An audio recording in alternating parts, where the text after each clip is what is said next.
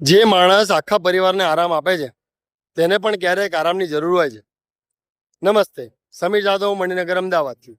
Video બનાવવાનો આજે 26મો દિવસ. આજનો વિડીયો પબ્લિક પ્લેસ પરથી. વેકેશન પૂરું થવા આવ્યું.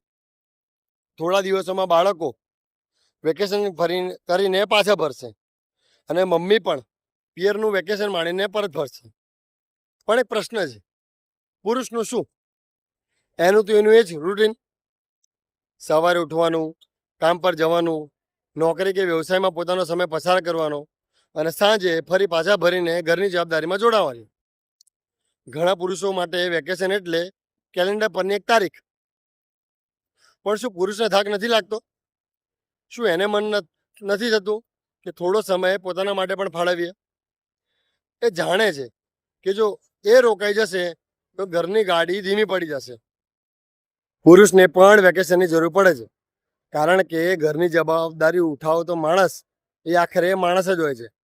અને કદાચ પુરુષ માટે વેકેશન એ દિવસે હશે જે દિવસે એ થોડા સમય માટે જવાબદારીઓમાંથી મુક્ત થઈને પોતાના માટે થોડોક સમય પ્રાથમિકતા આપી શકશે. આજનો આપણો દિવસ શુભ રહે.